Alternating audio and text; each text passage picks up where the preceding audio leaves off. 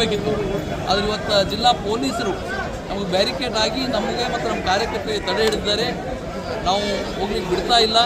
ಇದಕ್ಕೆ ಕಾರಣ ಜಿಲ್ಲಾ ಉಸ್ತುವಾರಿ ಸಚಿವ ಈಶ್ವರ್ ಖಂಡ್ರೆ ಅವರು ಬೀದರ್ನಲ್ಲಿ ಒಂದು ರೀತಿ ತುಗ್ಲಕ್ ದರ್ಬಾರ ಮಾಡಬೇಕಂತ ಇದ್ದಾರೆ. ಇವತ್ತು ಸರ್ಕಾರಿ ಕಾರ್ಯಕ್ರಮ ಮಾಡ್ತಾ ಇದ್ದಾರೆ. ಅದರ ಬ್ಯಾನರ್ಗಳ ಮೇಲ್ಗಡೆ ಕಾಂಗ್ರೆಸ್ ಪಕ್ಷದ ನಾಯಕರು ಫೋಟೋ ಆಗಿದ್ದಾರೆ. ಸೌಜನ್ಯಕ್ಕೂ ಕೂಡ ನರೇಂದ್ರ ಮೋದಿ ಅವ್ರ ಫೋಟೋ ಇಲ್ಲ. ಇವತ್ತು ನಮ್ಮ ಕಾರ್ಯಕರ್ತರು ಕೂಡ ಒತ್ತಾಯ ಇದೆ, ನಾವು ಯಾವುದೇ ಕಾರಣಕ್ಕೆ ದರ್ಶನ ಮಾಡಲಾರದೆ ವಾಪಸ್ ಹೋಗೋದಿಲ್ಲ ಅಂತೇಳಿ. ಅದಕ್ಕೆ ನಾವು ದರ್ಶನ ಮಾಡೇ ಮಾಡ್ತೀವಿ. ಒಂದು ವೇಳೆ ನಮಗೆ ದರ್ಶನ ಬಿಡಲಿಲ್ಲ ಅಂದ್ರೆ ಅವರಿಗೂ ನಾವು ಬಿಡಲಿಕ್ಕೆ ಕೊಡೋದಿಲ್ಲ. ಆ ರೀತಿಯಲ್ಲಿ ಇವತ್ತು ನಮ್ಮ ಕಾರ್ಯಕರ್ತರು ಇಲ್ಲಿ ಹೋರಾಟ ಮಾಡೋರಿದ್ದೀವಿ. ಅದಕ್ಕೆ ನಾವು ಈಗೂ ಕೂಡ ಜಿಲ್ಲಾಡಳಿತ ಮನವಿ ಮಾಡ್ತಾ ಇದ್ದೀವಿ. ನಾವು ದೇವಸ್ಥಾನಕ್ಕೆ ಹೋಗಿ ಬರ್ತಾ ಇದ್ದೀವಿ, ಪೂಜೆ ಸಲ್ಲಿಸ್ಲಿಕ್ಕೆ ಹೋಗ್ತಾ ಇದ್ದೀವಿ. ನಾವು ಬೇರೆದೇನೂ ಮಾಡ್ತಾ ಇಲ್ಲ. ನಾವು ಹೋಗಿ ಪೂಜೆ ಸಲ್ಲಿಸಿ ಬಂದು ಇವತ್ತು ನಮ್ದು ಇನ್ನೊಂದು ಹೋರಾಟ ಇದೆ.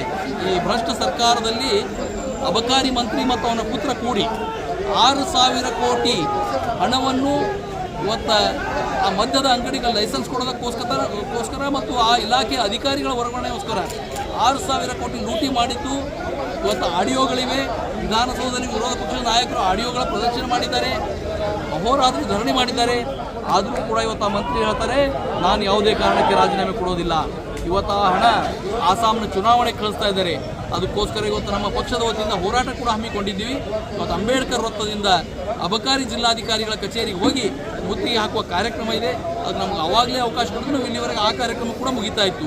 ಅದು ಪೊಲೀಸರು ಅವಕಾಶ ಮಾಡಿಕೊಡೋದಕ್ಕೆ ನಾವು ಏನು ಹೋರಾಟ ಮಾಡಬೇಕಂತ ಇನ್ನೂ ನಮ್ಮದೆಲ್ಲ ನಾಯಕರು ಕೂಡ ಯೋಚನೆ ಮಾಡ್ತಾ ಇದ್ದೀವಿ. ಈಗಾಗಲೇ ನಮ್ಮ ಶಾಸಕರು ಜಿಲ್ಲಾಧಿಕಾರಿಗಳಿಗೆ ಮಾತಾಡಿದ್ದಾರೆ. ಚೀಫ್ ಸೆಕ್ರೆಟರಿ ಆಫ್ ಕರ್ನಾಟಕ ಅವರಿಗೂ ಕೂಡ ಮಾತಾಡ್ತಾ ಇದ್ದಾರೆ. ಅವ್ರೇನಾದರೂ ಅವಕಾಶ ಮಾಡಿಕೊಟ್ಟಿದ್ರೆ ನಾವು ಶಾಂತ ರೀತಿಯಾಗಿ ನಾವು ದರ್ಶನ ಮಾಡಿ ಬರ್ತೀವಿ. ಇರಲಿಲ್ಲ ಅಂದರೆ ಅವರಿಗೂ ಅವಕಾಶ ಕೊಡಬಾರ್ದು ಅಂತ ನಮ್ದು ಒತ್ತಾಯ. ನಾವು ಪೂಜೆಗೋಸ್ಕರ ಒಂದು ರಿಸಿಪ್ಟ್ ಬರ್ಕೊಂಡಿದ್ದೀವಿ.